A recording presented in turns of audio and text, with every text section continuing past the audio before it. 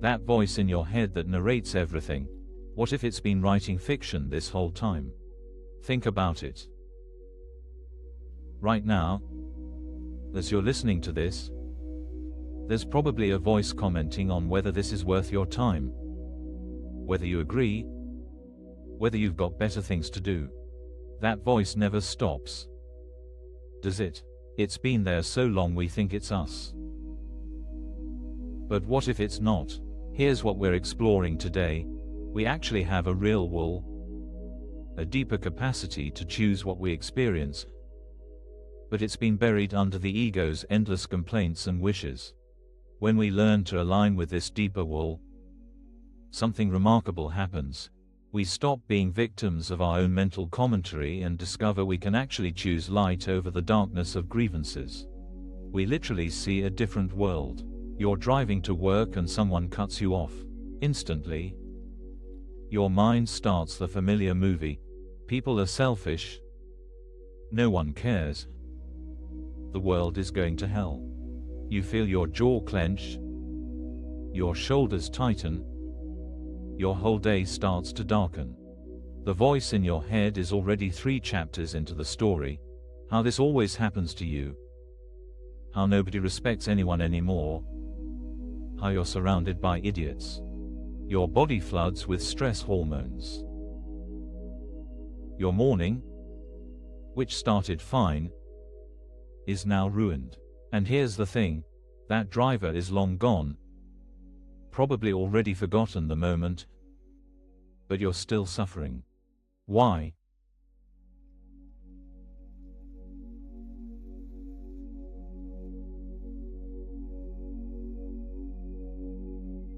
Your mind is like a movie projector that's been running the same dark film on repeat. Every grievance, every "they did this to me" story, every proof that the world is against you, it's all part of the same movie you've been screening for years, maybe decades. The ego's projector specializes in one genre, victim stories. And we've gotten so used to watching this movie, we think it's reality. But here's what we miss. We're not trapped in the theater. We're not even the audience. We're the projectionist. We've been the one threading the film, hitting play, keeping the whole show running. That voice in your head isn't narrating reality. It's creating a very specific version of reality based on old hurts, fears, and the need to be right about how wronged you've been. Think about how this works. Something happens, neutral, just an event. Someone doesn't text back immediately. Before you can even form a conscious thought, the projector starts. They're ignoring me. They don't value our friendship. I'm always the one who cares more. Within seconds, you've created an entire narrative, complete with evidence from past experiences, predictions about the future, and a familiar feeling of being let down. The projector doesn't just show images, it creates the entire emotional experience.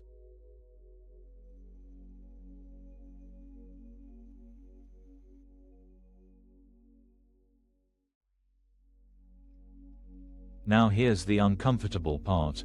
There's a payoff to running these dark films. The ego needs grievances like a projector needs film. Without them, it has nothing to show, nothing to be.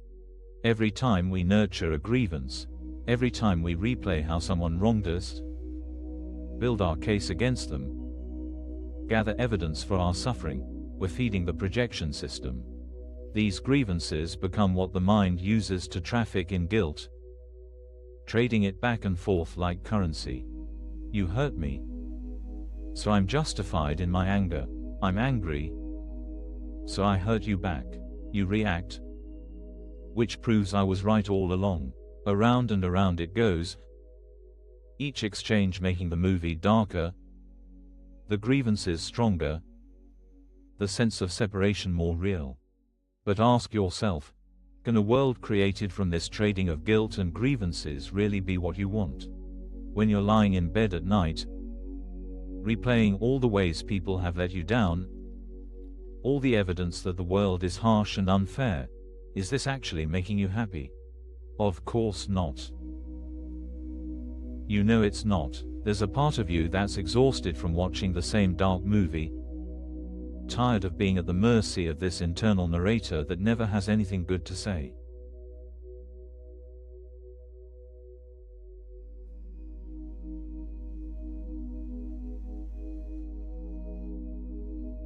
This is where everything shifts. You catch yourself mid-projection. Maybe it's during that commute when someone cuts you off. Maybe it's when your partner says something in that tone. Maybe it's when you check your phone and see something that would normally send you spiraling. But this time, for just a moment, you see what's happening. You see the projector starting up, the familiar film beginning to roll. And in that moment, you realize something that changes everything. You don't have to play this movie. You've always had the power to choose what film to run. But you thought the projector was automatic. Thought you were stuck watching whatever showed up. But you're not. There's another will in you. Not the ego's will that wants to be right about how wrong everything is, but a deeper will that actually wants peace. That wants to see clearly. That wants to stop suffering. This isn't positive thinking. This isn't pretending the driver who cut you off was being helpful. This is recognizing that you have a choice about what happens next in your mind. You can run the usual film, building your case, gathering evidence, feeling your body tense up, or you can simply not. You can let the moment pass without adding your commentary, without creating a story, without darkening your entire day.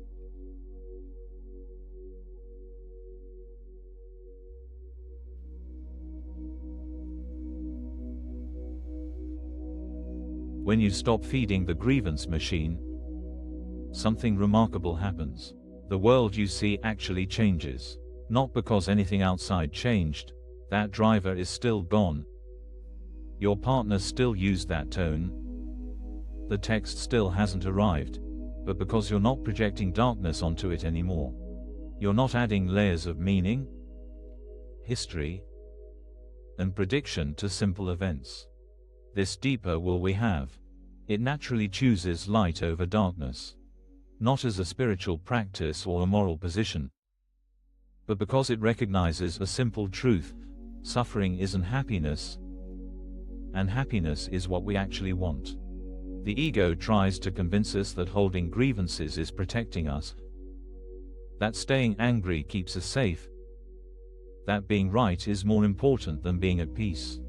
But when we step back from the projector, we see these are just more stories, more films designed to keep us watching. The relief is immediate. That background anxiety that's been humming along, the constant vigilance for who might hurt you next, what might go wrong, how you need to defend yourself, it starts to quiet. Not because you've fixed anything outside, but because you stopped running the anxiety film on repeat. You stopped being the victim of your own mental commentary.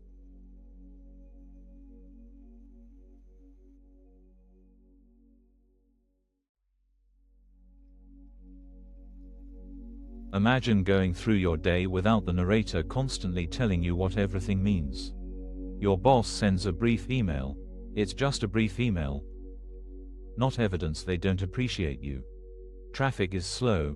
It's just slow traffic. Not the universe conspiring against you. Your friend cancels plans. They need to cancel. Not a sign they don't value your friendship.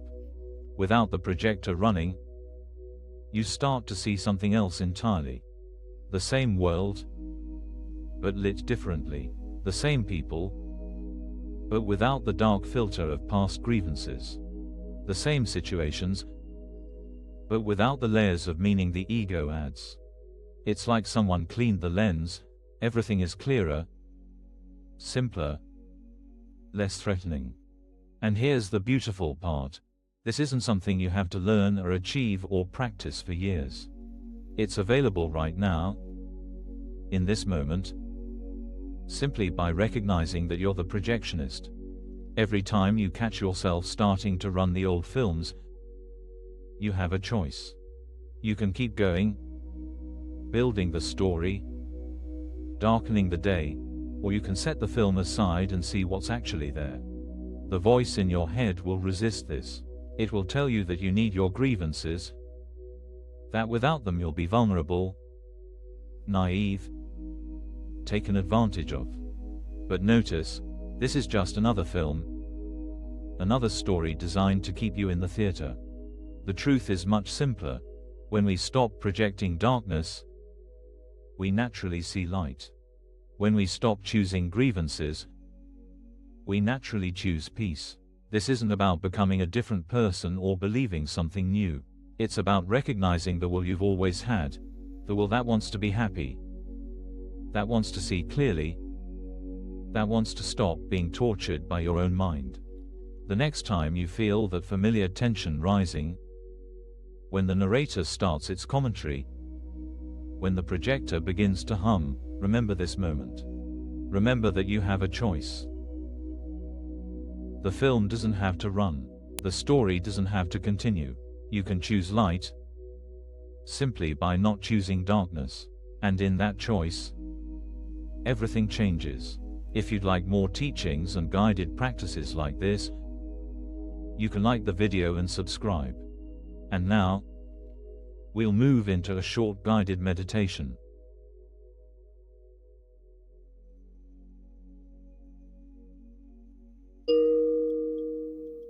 Let yourself settle. Find comfort in your body. Wherever you are, there's nothing to fix, nothing to figure out. Just let yourself be here. Notice your breath arriving and leaving without trying to change it. Feel the weight of your body, held and supported. If thoughts arise, that's natural. Let them pass like clouds. No need to engage the narrator.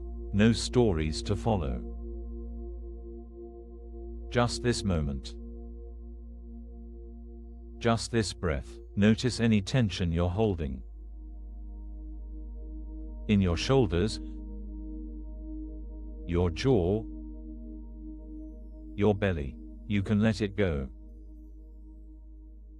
There's no threat here. No film running, just space. Just quiet. If the mind starts its commentary, gently notice. That's the old projector warming up. You don't have to watch. You can rest here instead. Feel the relief of not having to figure anything out. No grievances to maintain. No cases to build. Just this simple presence. Your deeper will knows how to rest. It's always known. Let yourself sink into that knowing. No past to replay, no future to predict. Just this gentle awareness. The part of you that chooses peace is here, always available. Rest in that choice.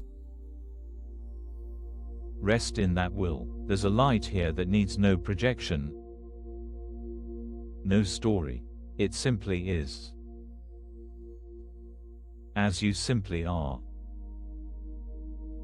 Stay here as long as you like. When you're ready, carry this quiet knowing with you. The projector may start again. That's okay. You know now that you can choose.